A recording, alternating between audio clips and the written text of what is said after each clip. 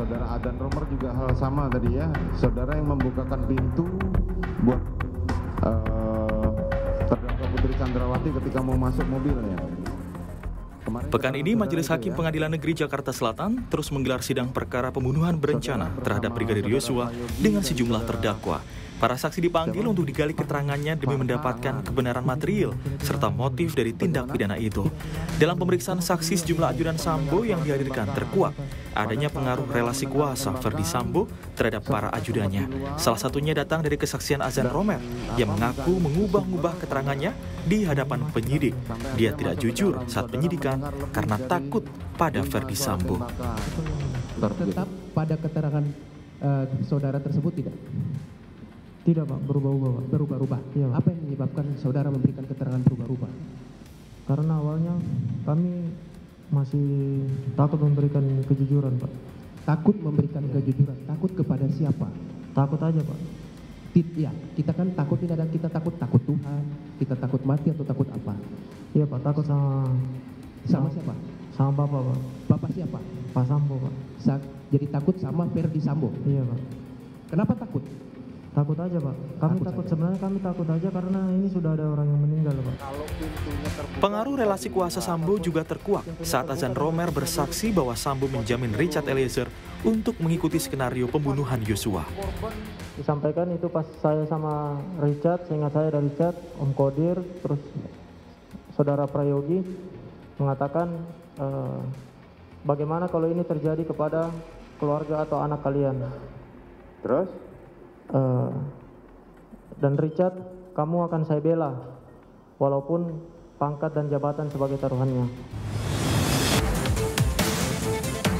Tidak hanya itu, saksi Arianto dalam persidangan kemarin juga menyatakan belum pernah ada anak buah Ferdi Sambo yang melawan atau tidak menuruti perintah Sambo. Namanya perintah pimpinan mungkin pasti langsung segera. Jangan mungkin saudara. Pasti dilaksanakan. Pasti dilaksanakan. Iya. Pernah nggak saksi mengetahui ada perintah Pak FS ke anak buahnya tidak dilaksanakan? Belum pernah tahu. Hakim terus mendalami keterangan dari ajudan Ferdi Sambo dengan mengkonfrontasi keterangan para ajudan lainnya. Sidang akan dilanjutkan pada pekan depan dengan agenda pemeriksaan saksi lanjutan. Fakta dan kejutan apa lagi yang terungkap dalam persidangan? Tim Liputan, Kompas TV.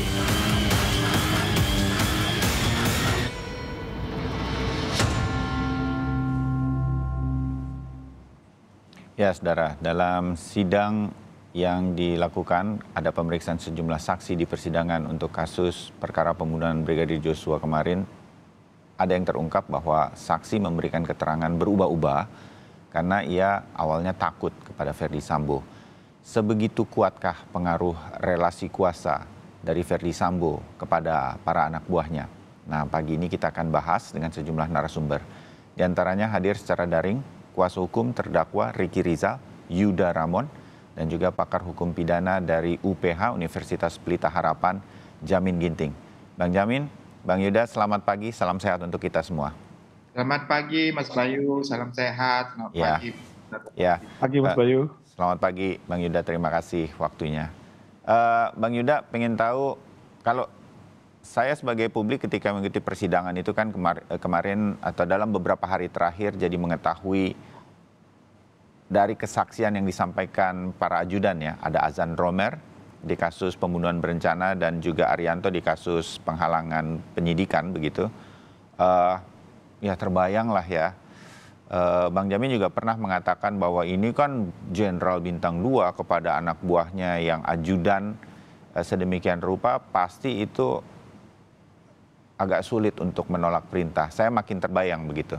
Nah, Bang Yuda, apakah Ricky Rizal selama berkonsultasi di mana tim kuasa hukum diantaranya Bang Yuda itu ngobrol dengan Ricky juga merasakan relasi yang begitu kuat dari atasannya, Ferdi Sambo? Ricky pernah cerita soal itu, Bang Yuda. Baik, kita bicara di materi pembelaan juga dan juga melihat dari pemeriksaan-pemeriksaan yang sudah terjadi terhadap Ricky Rizal. Secara general, Ricky Rizal itu melihat Sambo sebagai sosok yang tegas namun perhatian atau baik gitulah. Jadi itu terlihat memang di dalam kehidupan sehari-harinya, di kehidupan mereka selama ini gitu. Oke, ya. Nah, saya agak sedikit penasaran apakah tim kuasa hukum Ricky Rizal, Bang Yuda, sempat juga gitu ngobrol ketika Azan Romer tuh mengatakan kan dia sempat masuk setelah ada kejadian, dia masuk dengan membawa senjata, sedemikian rupa masuk dan kaget ada situasi seperti ini. Ada Eliezer, ada Ricky Rizal, ada Kuat, ada Ferdi Sambo. Dan dia sempat melihat begitu dan menegur gitu Ricky Rizal dan diam saja. Hampir semua dalam kondisi terpaku karena peristiwa yang mungkin juga traumatik kan bagi semua orang. Itu Ricky pernah cerita dan kenapa kemudian dia sempat diam begitu? Iya, dia memang freeze. Dia memang freeze. Karena awalnya pembicaraan itu tidak ada langsung ngomong bahwa akan membunuh atau apa gitu kan.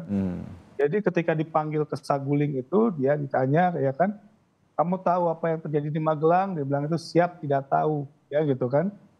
Kamu siap tidak tahu. Oke, baru kan sambil menangis Sambo bilang bahwa ibu telah dilecehkan gitu. Ya kan?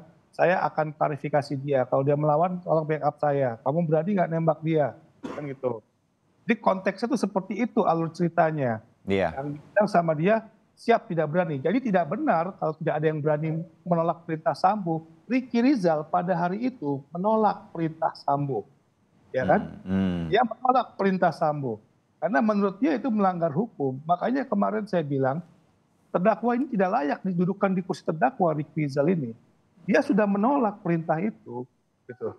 Tapi kan kemudian dia disuruh, oke, kalau gitu kamu panggil sana Richard, dia bilang gitu. Dia panggil Richard. Nah, memanggil ajudan lain itu kan bukan tindak pidana, ya kan gitu. Itu memang tugas ajudan sehari-hari.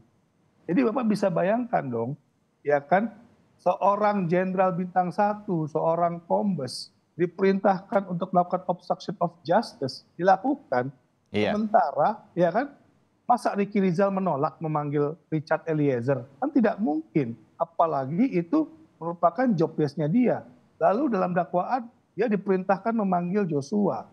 Ya, memanggil Joshua kan bukan tindak pidana, ya gitu. Dan ketika itu kemarin di Azan Romen cerita bahwa setelah kejadian dia tanya Ricky Rizal dia mematung, ya kan?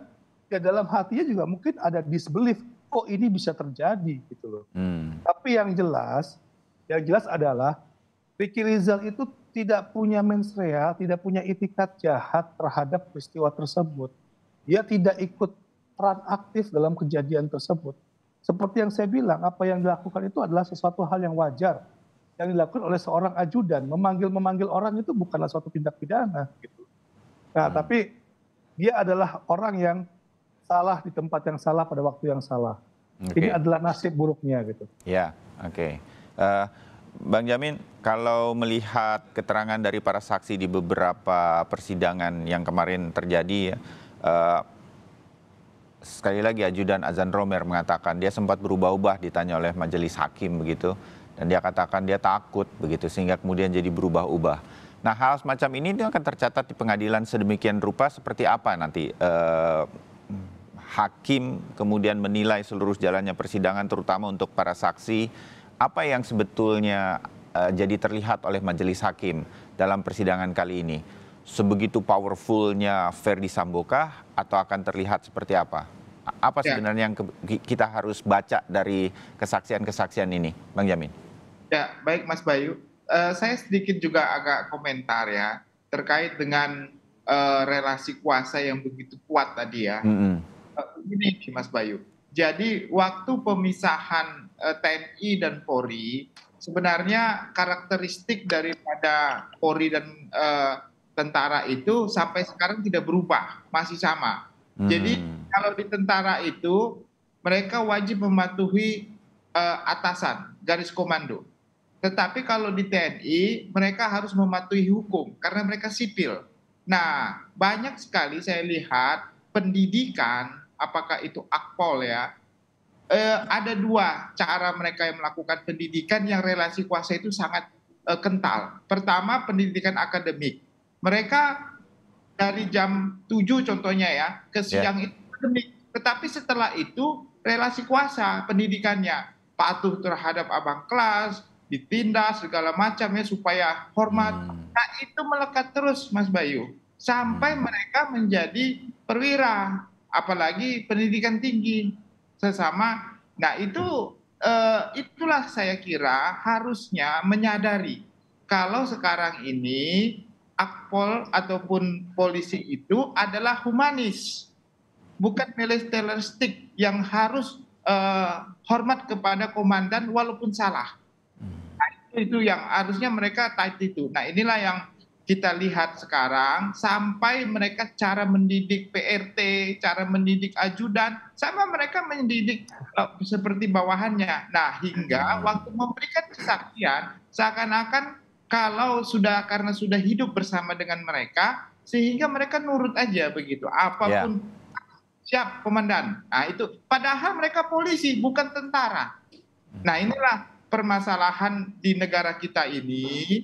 Harusnya polisi itu benar-benar 100% adalah humanis, sipil, bukan militer. Jadi pangkat-pangkat dan segala macam menurut saya harusnya diklarifikasi lagi supaya mereka lebih memandang hukum itu lebih utama daripada atasannya. Itu. Nah, baru saya masuk ini Mas Bayu terkait sedikit. Silakan. Hakim kesaksian. Jadi dibuktikan di pengadilan itu adalah pasal 340 dan 338. Bukan terkait unsur-unsur pelecehan, unsur-unsur profiling terhadap korban, profiling terhadap pelaku. Itu nggak menjadi hal yang utama. Karena kita ini negara sistem civil law system, positivisme hukum. Artinya kita tidak sedang meyakinkan juri untuk mengatakan orang ini bersalah atau tidak bersalah. Beda, di common law system itu boleh diangkat sehingga jurinya merasa iba, sehingga kalau contohnya di profiling lah korban ini, seakan-akan korban ini berpartisipasi atas kematian dirinya sendiri. Karena contohnya temperamen, dia suka perempuan, dia bipolar, nah diangkatlah semua itu seakan-akan dia juga berperan terhadap kematiannya. Dan itu untuk meyakinkan juri. Kalau di Indonesia itu nggak berlaku karena hakim hanya menilai apakah unsur-unsur yang terdapat dalam 340 itu terpenuhi atau tidak. Kalaupun nanti ada, akhirnya kalau dimunculkan tentang peran serta pelaku ikut serta dalam motif yang diperbuat, itu hanya sebagai meringankan hukuman, bukan untuk memenuhi suatu unsur pidana. Jadi itulah pandangan hakim terhadap motif itu sendiri yang sedang digali sekarang ya. Ini kelihatannya hanya untuk itu saja, bukan untuk menyatakan seseorang ini bersalah atau tidak bersalah. Menurut saya hal yang harus lebih baik adalah membuktikan profiling pelaku, bukan profiling korban. Contohnya begini Mas Bayu, pelaku ini sebenarnya tidak ingin membunuh, nggak punya niat, tetapi dia punya trauma masa lalu atau orangnya orang gila gitu, sehingga dia bisa maafkan sebagai alasan pemaaf pasal 44 contohnya, atau dia punya trauma masa lalu yang terpanjangkan, dia spontan ada itu terkait dengan nutustan itu ya dalam istilah pidananya. Jadi ada trauma masa lalu yang terlalu besar sehingga dia harus melakukan itu spontanitas. Nah itu nanti ke 338 dan bisa menjadi memaafkan dia. Nah itu yang sebenarnya harus diangkat, bukan terkait dengan profiling korban. Salah besar saya kira kalau profiling korban Mas Bayu. Jadi kita dapat wawasannya dari Bang Jamin Ginting untuk melihat persidangan ini, situasinya akan seperti itulah nanti. Kita jeda sebentar, kemudian kita sambung obrolan kita setelah jeda. Tetap bersama kami di Sapa Indonesia Pagi.